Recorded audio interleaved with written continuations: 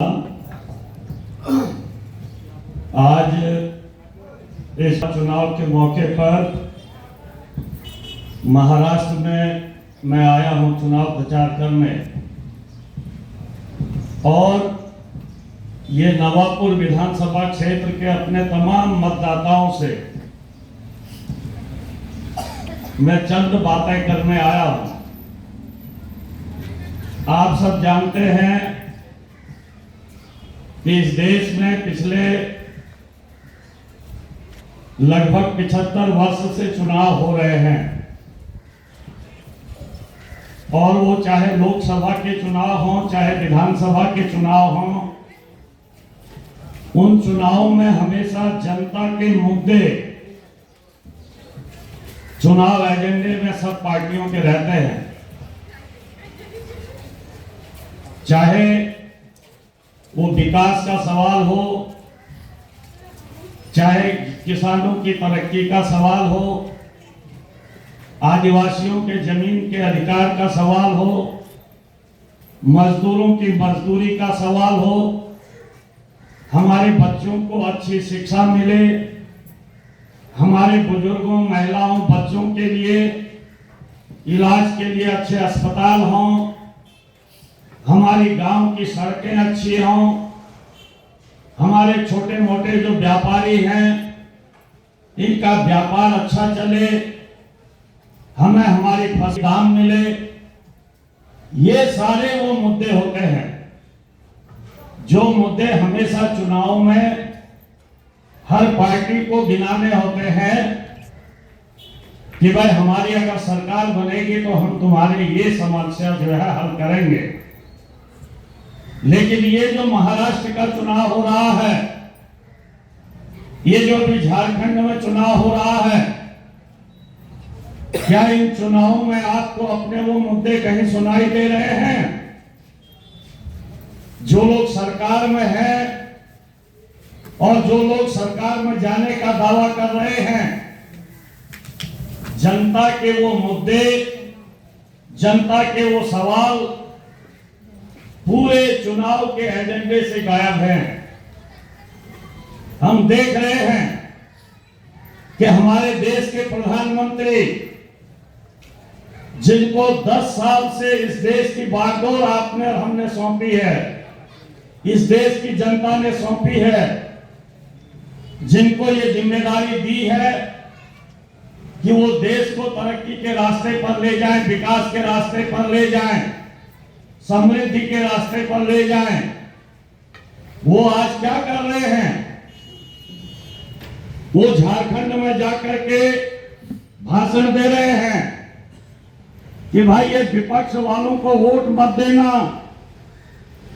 Vote सिर्फ भाजपा को और उसके सहयोगियों को देना, क्योंकि अगर विपक्ष को तुमने वोट दे दिया तो ये विपक्ष वाले घुसपैठियों को तुम्हारी जमीन दे देंगे, तो ये विपक्ष वाले घुसपैठियों को तुम्हारी बेटियां दे देंगे, घुसपैठिए तुम्हारी बेटियां उठा ले जाएंगे, तुम्हारी रोटी छीन लेंगे। ये बात कौन कह रहा है? ये बात वो प्रधानमंत्री नरेंद्र मोदी कह रहे हैं, जिनको 10 साल से हमने इस देश की सीमाओं की रक्षा की जिम्मेदारी दी है, जिनको पिछले 10 साल से इस देश की आंतरिक सुरक्षा की जिम्मेदारी हमने दी है, और जिनको इन 10 सालों में अपने देश की तरक्की और समृद्धि का हमने जिम्मेदारी दी है। वो प्रधानमंत्री वो चुनाव में कह रहा है कि विपक्ष को वोट दोगे तो घुसपैठिए तुम्हारी बेटियां उठा ले जाएंगे। वो प्रधानमंत्री भाषण दे रहा है कि हमको वोट नहीं दोगे तो तुम्हारी जमीन घुसपैठिए ले जाएंगे। अभी 4 महीने पहले जब लोकसभा चुनाव हो रहा था, तो उसी लोकसभा चुनाव में इसी महाराष्ट्र में आकर के देश के वही प्रधानमंत्री नरेंद्र मोदी क्या कह रहे थे? वो कह रहे थे कि अगर विपक्ष को वोट दे दोगे तो ये तुम्हारी भैंसें खोल करके मुसलमानों को दे देंगे।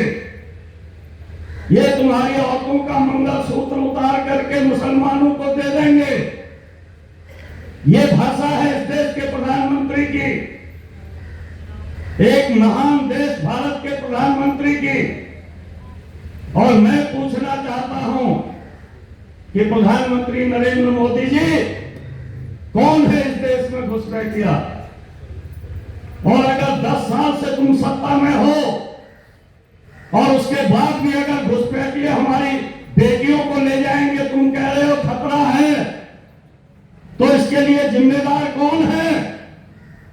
देश की सीमाओं की रखवाली की जिम्मेदारी क्या आपने झारखंड के मुख्यमंत्री जो एकमात्र जो है आदिवासी मुख्यमंत्री है, जिसको तुमने जेल में डाला, जिसके पीछे तुम ईडी से लेके सीबीआई लगाए पड़े हो, जो एक आदिवासी मुख्यमंत्री तुमको इस देश में बर्दाश्त नहीं हो रहा है, तुम उसके राज्य में जाकर के कह रहे हो कि अगर इसको दोबारा मुख्यमंत्री बनाया तो ये घुसपैठियों को तुम्हारी बेटियां लूटने देगा।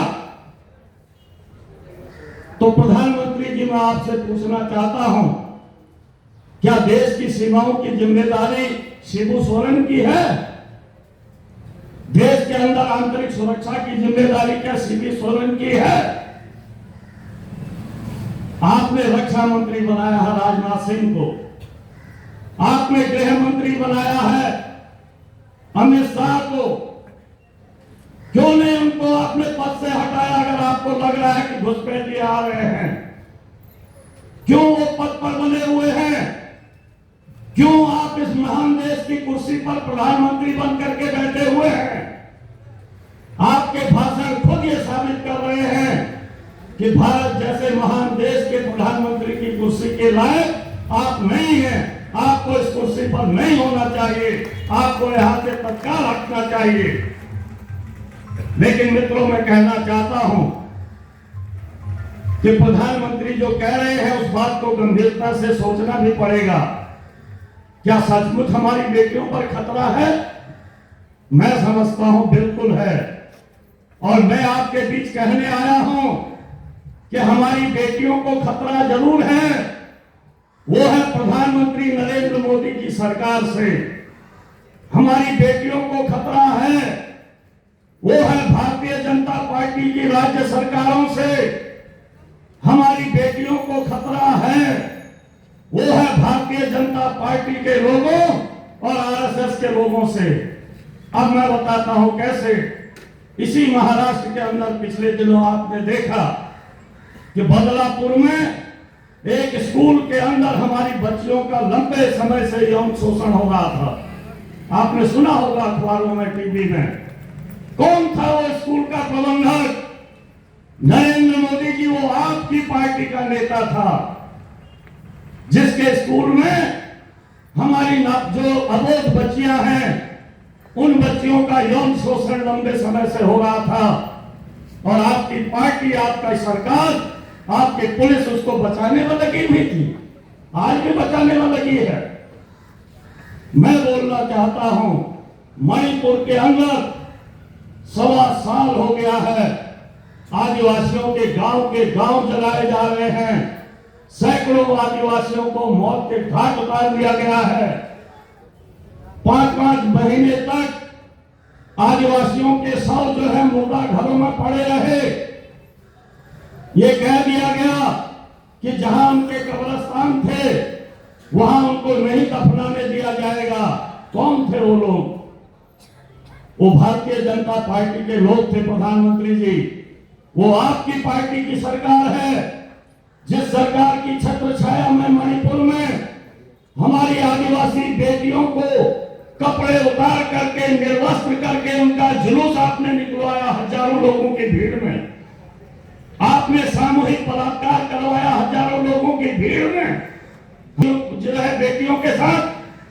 और उसके बाद भी आपका वो मुख्यमंत्री आराम से वहां बैठा हुआ है, उसके बाद भी वो डीजीपी आराम से बैठा हुआ है।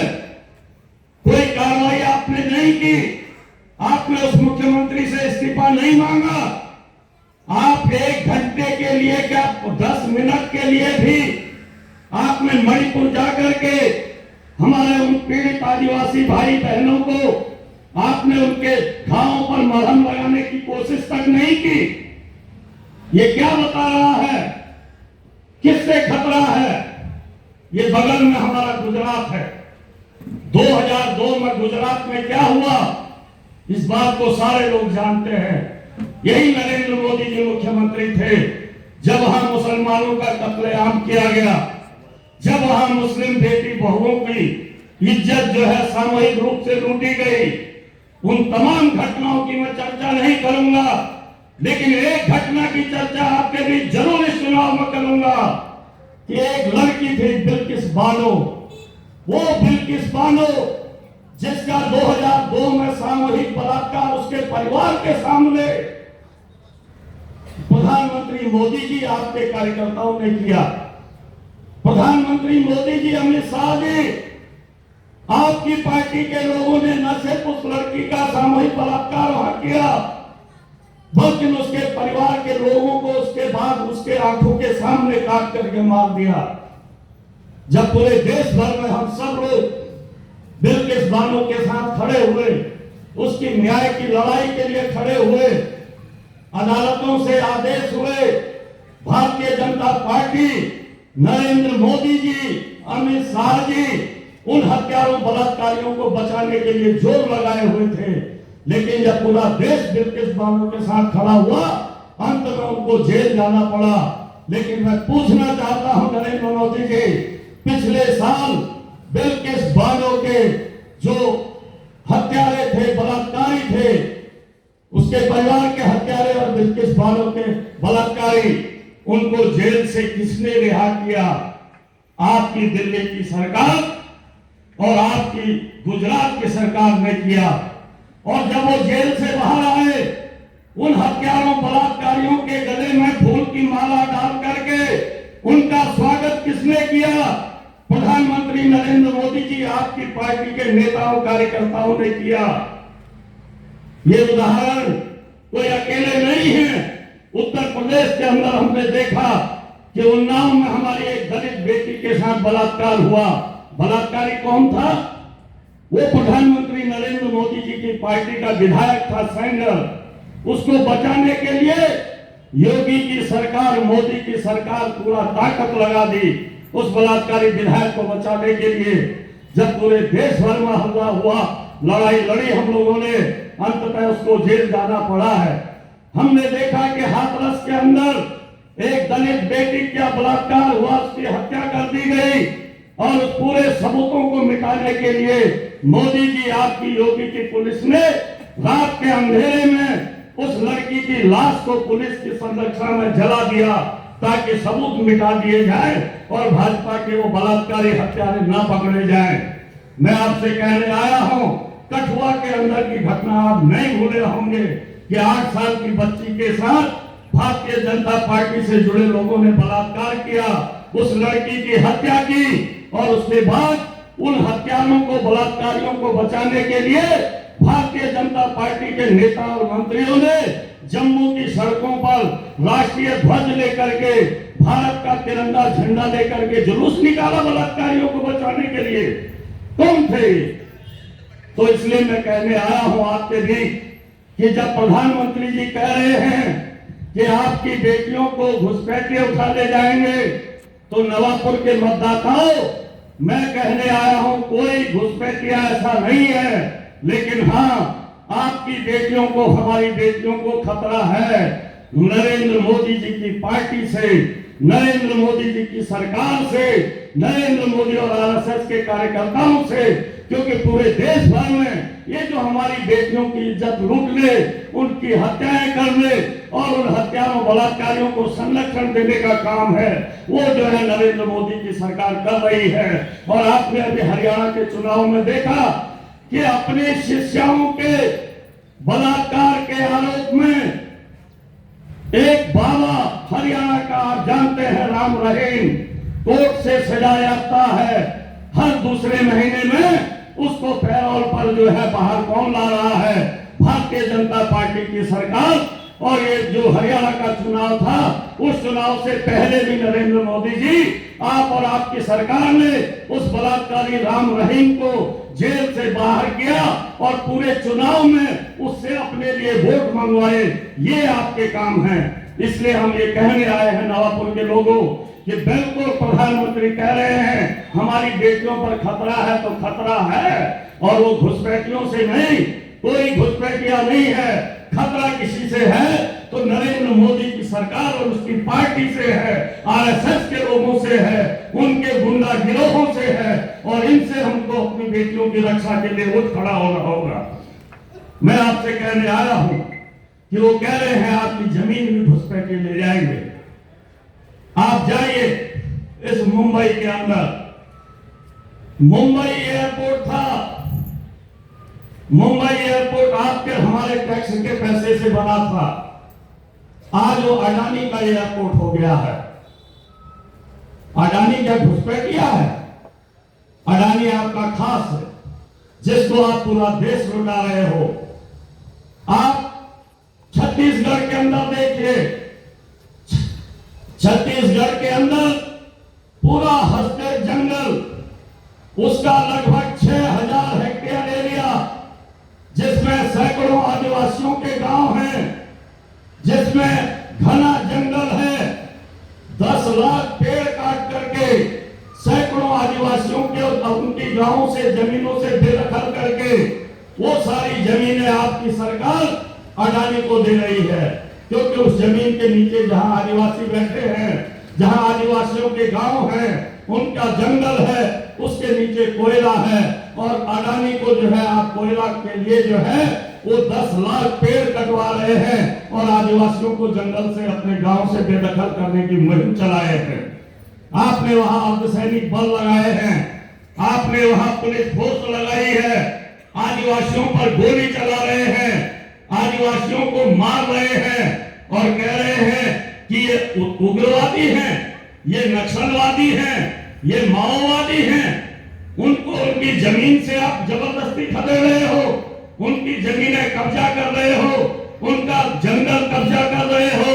सदियों सदियों से आदिवासियों द्वारा पाले गए उस जंगल को काट करके अडानी के लिए जो है खुला लूट का खेल कर रहे हो, और आदिवासियों को अर्धसैनिक बलों से मरवा करके आप कह रहे हो कि ये जो है उग्रवादी है, ये माओवादी हैं।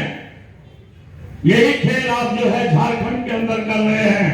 हजारीबाग के अंदर आदिवासियों के गांवों को, किसानों के गांवों को जो है उनके नीचे कोयला है, कहीं अडानी का पावर प्लांट लगना है, कहीं अडानी का कोई और प्रोजेक्ट है, वहां गांव के गांव लोगों के खाली कराए जा रहे हैं, जंगल के जंगल काटे जा रहे हैं, अर्धसैनिक बल लगाए हैं, माओवादी है कह करके आप जो है आदिवासियों को मारा जा रहा है, खदेड़ा जा रहा है, और उनकी जमीन, उनके जंगल, उनकी नदियों पर जो है वो अडानी और अडानी जैसे पूंजीपतियों का कब्जा कराया जा रहा है। ये आप देखिए धारावी में मुंबई के अंदर अगर इस नवापुर क्षेत्र से किसी गरीब का बच्चा, आदिवासी का बच्चा अगर रोजगार के लिए मुंबई जाता है तो रहने के लिए कहां ढूंढता है जगह? सबसे पहले गरीबों की, मजदूरों की बस्ती धारावी जाता है। लाखों लाख मजदूर जिस धारावी में रहते हैं, उस धारावी की लाखों करोड़ की जमीन पर अडानी की नजर है। और कल तो आपके यहाँ के उप मुख्यमंत्री अजीत पवार ने इस बात का खुलासा कर दिया है कि पिछली बार जो उद्धव ठाकरे की सरकार गिरी थी, उस सरकार को गिराने के लिए दिल्ली में अडानी के घर के अंदर मीटिंग हुई थी। अडानी के घर के अंदर मीटिंग हुई थी। कल अजीत पवार ने जो है इस बात को स्वीकारा है एक चैनल के साथ बातचीत में। ये बात खुल के आ गई है कि यहाँ की सरकार को किसने गिराया था? वो गिराया था अडानी ने। किसके लिए गिराया था? उसकी नजरें धारावी की जमीन पर है, जो धारावी की जमीन मजदूरों को उजाड़ करके, लाखों मजदूरों को खदेड़ करके, और जो मिलों की जमीनें हैं, जो वहां पर कपड़ा मिलें थी, वो मिलें बंद हो गई हैं, लेकिन उन मिलों में काम करने वाले मजदूरों की जो कॉलोनियां मुंबई में थी, उन कॉलोनियों की जमीनों पर अंबानी और अडानी जैसे लोगों की नजरें हैं। वो सारी जमीनें उनको दिलानी है, इसलिए उनकी पूंजी पर बताइए जो है ये पूरा खेल खेला गया है। तो मैं आपसे कहना चाहता हूं कि जरूर हमारी जमीनों पर भी खतरा है, लेकिन वो खतरा किसी घुसपैठिए से नहीं, नरेंद्र मोदी जी आपकी सरकार से है, आपके अंबानी अडानी से है। इसलिए हम जानते हैं कि आप इशारा कहीं और कर रहे हो और आप जो है खेल कुछ और खेल रहे हो। ये देश इतना बेवकूफ नहीं है, इस देश के लोग इतने अंधे नहीं है। हम भी खुली आंखों से आपका खुला खेल देख रहे हैं। पिछले 15 साल से आपने हिंदू हिंदू हिंदू करके जो है इस देश के अंदर एक पूरा सांप्रदायिक माहौल बनाने की कोशिश की है। आज आपके जो है तमाम मुख्यमंत्री, आज आपके तमाम केंद्रीय मंत्री, आप खुद आपका जो है गृह मंत्री, सबके सब सांप्रदायिक भाषा, लोगों को जो है विभाजित करने की भाषा पूरे चुनाव में जहर की खेती हो रहे हैं। और उस जहर की खेती को बोते बोते क्या कर रहे हैं वो, जिन्होंने जो है पिछले 10 वर्षों से 15 वर्षों से हिंदू गौरव, गर्व करो तुम हिंदू हो, गर्व करो तुम हिंदू हो, तमाम टीवी चैनल, तमाम उनके अखबार, तमाम उनकी पार्टी, उनका आईटी सेल और सारे लोगों को गर्व होने लग गया। हाँ भाई वाकई हम तो गर्व करेंगे, हम हिंदू हैं। और जब 10 साल 12 साल 15 साल आपको हो गया गर्व करते करते, आपके अंदर गर्व जाग गया, आप हिंदू हो, अब कह रहे हैं कि अब तुम्हारे ऊपर खतरा है, ये मुसलमान तुमको खा जाएंगे। इस देश के अंदर पूरा केंद्रीय मंत्रिमंडल एक मुसलमान मंत्री नहीं है। इस देश के अंदर एक जम्मू कश्मीर को छोड़ करके कोई मुख्यमंत्री मुसलमान नहीं है। तुम डरा रहे हो, किसको डरा रहे हो? और ये मुसलमान कौन है? ये मुसलमान कोई अरब से आया हुआ मुसलमान नहीं है। ये जो पाकिस्तान और भारत के अंदर, बांग्लादेश के अंदर जो मुसलमान है, वो मुसलमान हमारा आदिवासी भाई है, वो मुसलमान हमारा दलित भाई है, वो मुसलमान हमारी पिछड़ी जातियों का भाई है, जिसको इसी हिंदू धर्म के अंदर, जिसको मनुस्मृति के सिद्धांत के तहत, मनुस्मृति के कानून के तहत आपने एक मनुष्य का दर्जा नहीं दिया। आपने गाय की पूजा करवाई, बैल की पूजा करवाई, चूहे की पूजा करवाई, सांप की पूजा करवाई, और एक इंसान को घर की चौखट पर पैर रखने की इजाजत नहीं दी। सदियों से ये वो लोग थे जिन लोगों को उसी हिंदू धर्म के लोगों ने तिरस्कृत करके रखा था। उन्हीं लोगों में से लोगों ने ऐसे धर्मों का भी चयन किया, वो चाहे क्रिश्चियन धर्म हो, चाहे हिंदू जो है, चाहे इस्लाम हो, चाहे बौद्ध धर्म हो, चाहे जैन धर्म हो, चाहे सिख धर्म हो, ये सारे धर्म में जो लोग गए हैं वो वही लोग गए हैं जिन लोगों को आपने इंसान का दर्जा हिंदू धर्म में कभी नहीं दिया, आज भी देने के लिए तैयार नहीं हो। आज भी जब हम कह रहे हैं जातीय जनगणना होनी चाहिए, देश के अंदर फैसला हो जाना चाहिए, करो जातीय जनगणना, कौन जाति की संख्या कितनी है, उसके पास कितनी संपत्ति है, उसके पास कितनी नौकरी है, कितनी जमीन है, तय कर लो किसके पास कितनी है, और जिनके पास नहीं है फिर उनको बराबर की हिस्सेदारी दो। लेकिन तुम तैयार नहीं हो। तुम हिंदू हिंदू करके, हिंदू जागो करके हमारे बच्चों के हाथ पर तलवार पकड़ा रहे हो। तुम कह रहे हो घरों में त्रिशूल रखो भौंकने के लिए, तलवारें रखो, हमारे गरीबों के बच्चों को, आदिवासियों के बच्चों को, पिछड़ों दलितों के बच्चों को दंगाई बना रहे हो और अपने बच्चों को विदेश पढ़ने के लिए भेज रहे हो। तुम्हारे बच्चे पढ़ेंगे विदेश में। जो लोग कह रहे हैं कि त्रिशूल रखो, तलवार रखो, ये मुसलमानों को जो है से निपटो, उनके बच्चे पढ़ेंगे विदेश में और हम गरीबों के बच्चे बनेंगे उनके लिए दंगाई, और उसके बाद दंगों में शामिल होकर के उनके बच्चे आएंगे अफसर बन करके और आदेश करेंगे हमारे बच्चों को जेल डालने का। ये खेल चल रहा है देश के अंदर। हमारा एक दुकानदार आदमी आज व्यापार पूरे चौपट है सरकार की नीतियों के चलते। जैसे हमारे साथियों ने इससे पहले बताया कि किस तरीके से पूरी खेती किसानी तबाह है, किस तरीके से मजदूर पूरा तरीके से जो है परेशान है, महंगाई है, बेरोजगारी है, तमाम चीजों से देश जो है ग्रसित है। और ये जो खुदरा व्यापार है, खुदरा व्यापार में मल्टीनेशनल कंपनियों और कॉर्पोरेट कंपनियों को जो है आपने खुली छूट दे दी है, उसके चलते आज ऑनलाइन व्यापार बढ़ गया है।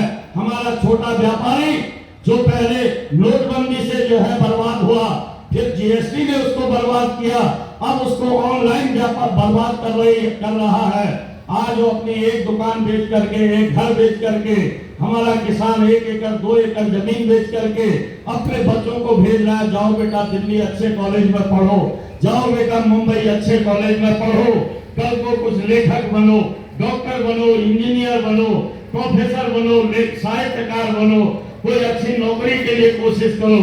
लेकिन आज यूनिवर्सिटी में क्या हो रहा है, वहां आरएसएस के वो निकलधारी जिनको ज्ञान और शिक्षा से जिनकी भारी दुश्मनी है, आरएसएस के उन निकलधारियों को कुलपति बना करके हमारे सारे बड़े विश्वविद्यालयों में बिठा दिया गया है। और वो क्या कर रहे हैं, वो आज वहां ये कर रहे हैं कि हम अपने बच्चे को भेज रहे हैं कि वे गांव में, कस्बे में, शहर में ये भाजपा वाले, आरएसएस वाले इनको दंगाई बनाने में लगे हैं। चलो हमारा बच्चा पढ़ लिख लेगा, कोई अच्छा रास्ता निकाल देगा, एक बच्चा भी पढ़ लिख करके आगे बढ़ जाएगा तो परिवार इस गरीबी से निकल जाएगा। लेकिन आरएसएस के वो जो कक्षाधारी, निकलधारी कुलपति वहां बैठे हुए हैं, वो अब दिल्ली विश्वविद्यालय में, जवाहरलाल नेहरू विश्वविद्यालय में, सब जगह हमारे बच्चों की आरएसएस की शाखाएं लगाने लग गए। आप वहां में हमारे बच्चों को दंगाई बनाने के लिए जो है योजना लेकर के आ गए। हमारा बच्चा गया अच्छी शिक्षा के लिए, आप उसको वहां भी जो है सांप्रदायिक विभाजन के जहर की घुट्टी पिला रहे हो। तो ये इस देश के अंदर हो रहा है। इसलिए मित्रों, हम आपसे कहने आए हैं कि आज बहुत बुरी दौर में, बहुत बुरी स्थिति में भारत जा रहा है। इसको धकेलने का काम इस स्थिति में आरएसएस और भारतीय जनता पार्टी कर रही है।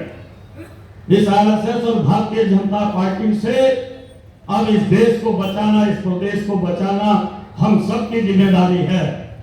और इसलिए मैं कहना चाहता हूं कि ये जो कल अजीत पवार ने जो खुलासा किया है कि यहाँ की जो चोरी की सरकार है, ये जो चोरी की सरकार शिंदे की यहाँ बैठी हुई है, ये चोरी की सरकार को किसने बिठाया? कल अजीत पवार ने कह दिया है कि अडानी ने बिठाया है, अडानी के पैसे से हमने किया है। अडानी के घर में मीटिंग हुई यहाँ की सरकार गिराने के लिए। तो आखिर अडानी के घर में मीटिंग का क्या मतलब है? मतलब ये है कि विधायकों को, पार्टियों को तोड़ने के लिए पूंजी दी अडानी ने, और उसके बाद बनी है शिंदे की चोरी की सरकार। तो ये जो महाराष्ट्र में चोरी की सरकार है और ये जो दिल्ली में सीना चोरी की सरकार है मोदी की, इन दोनों सरकारों को आपको सबक सिखाना है। इन दोनों सरकारों को आपको धूल चटानी है महाराष्ट्र की जनता को इस चुनाव में। अगर धूल नहीं चटाई तो आप देख लीजिए बहुत बुरे दिन महाराष्ट्र के अंदर आने वाले हैं। इसलिए मैं आपसे ये अपील करने आया हूं कि आपको इन दोनों सरकारों के जो है घमंड को तोड़ना है। अडानी के घमंड को तोड़ना है, उसकी पूंजी के, और ये जो भारतीय जनता पार्टी का जो तोड़ो राज करो का जो पूरा खेल है, इस खेल को आपको खत्म करना है।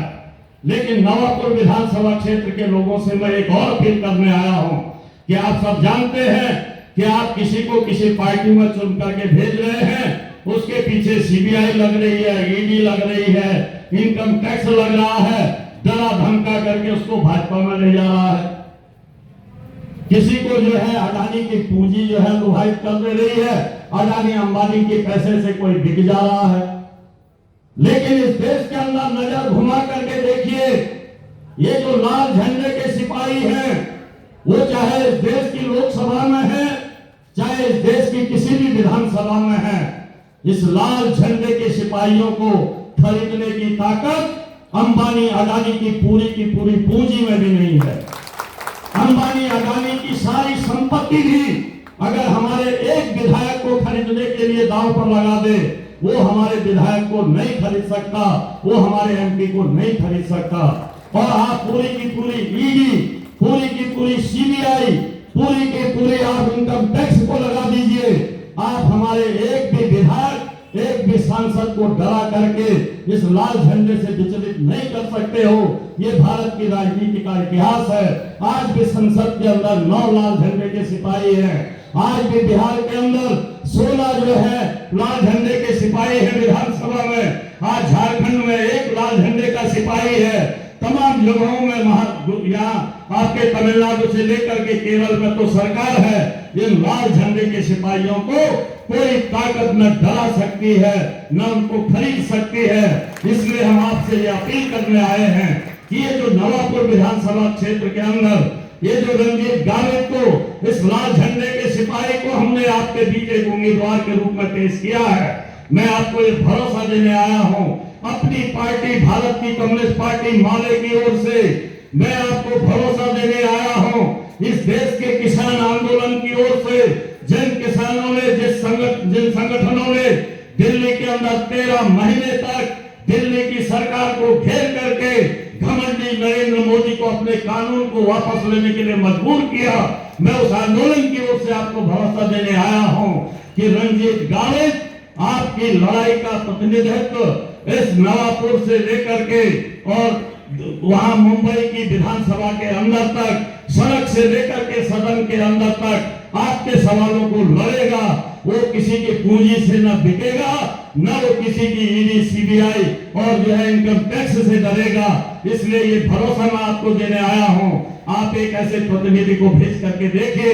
आप इस विधानसभा चुनाव में महाराष्ट्र के लोगों से हम अपील कर रहे हैं कि महाराष्ट्र की विधानसभा के अंदर ये लाल झंडे के सिपाहियों का एक छोटा ग्रुप भेज करके देखिए।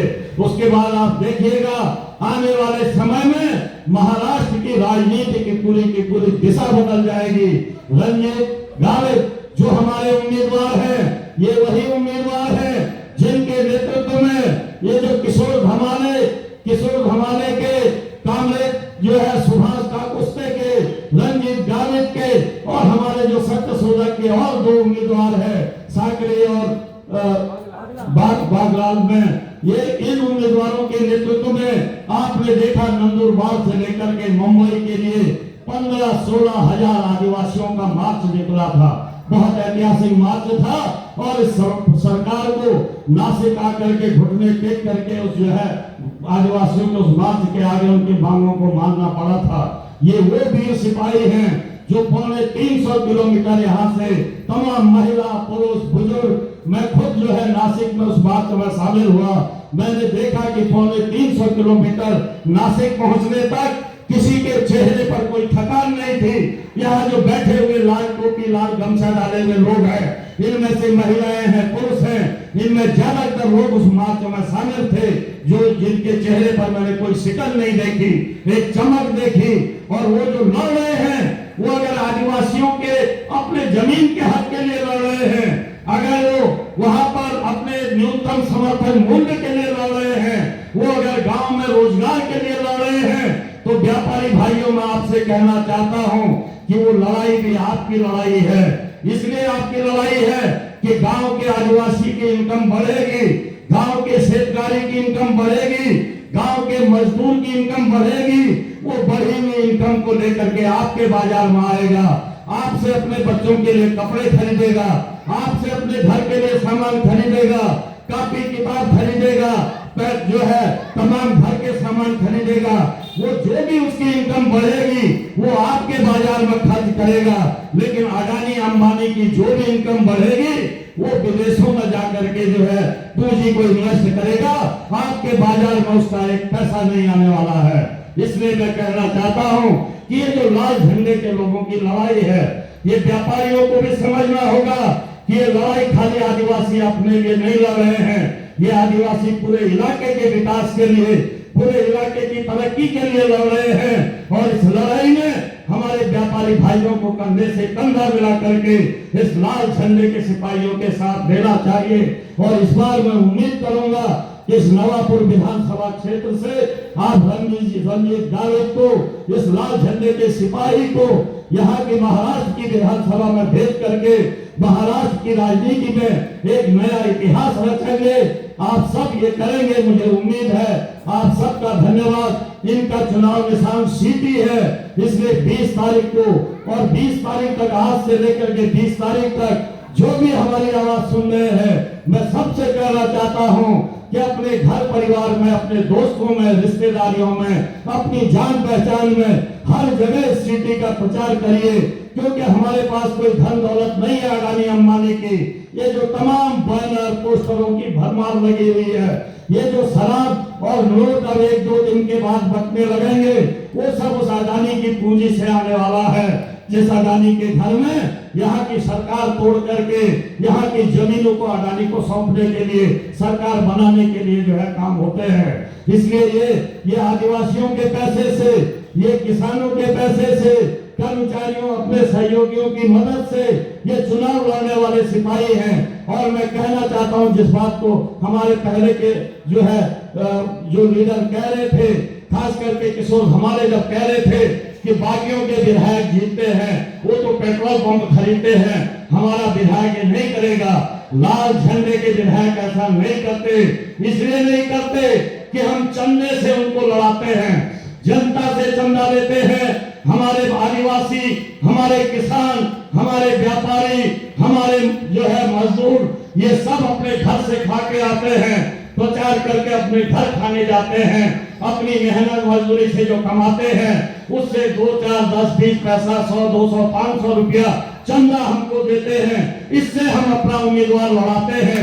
और जब हमारा उम्मीदवार जीतता है, तो मैं आपको बताना चाहता हूं, लाल झंडे के सिपाहियों का जो उम्मीदवार विधायक बनता है, वो अपनी तनख्वाह पार्टी में जमा करता है। वो जब विधायक नहीं रहता है, उसको जो पेंशन मिलती है, वो उस पेंशन को भी पार्टी में जमा करता है, और उसके बाद उसका जो खर्चा है वो पार्टी देती है। इसलिए हमारे चुने हुए विधायक को, हमारे चुने हुए सांसद को, हमको पता है हम क्या दे रहे हैं। उससे ज्यादा अगर उसके पास आता है, इसका मतलब वो बेईमानी कर रहा है। तो बेईमानी के रास्ते पर कोई विधायक न जाए, कोई सांसद न जाए। इसलिए हम लोग लाल झंडे वाले ये अनुशासन अपने अंदर बनाए रखते हैं कि हमारा आदमी जो जनता के चंदे से जीत के जा रहा है, उसको जो तनख्वाह भत्ता मिल रहा है, वो जनता की लड़ाई में लगेगा, वो पार्टी में जमा होगा, वो उसके अपना जो है नहीं होगा। इसलिए मैं आपको भरोसा देता हूं कि हमारे कोई उम्मीदवार जब जीतेंगे, वो आज भी जनता के लिए लड़ रहे हैं, तब भी लड़ेंगे, और वो आज भी जैसे ईमानदारी से काम कर रहे हैं, वो तब भी करेंगे।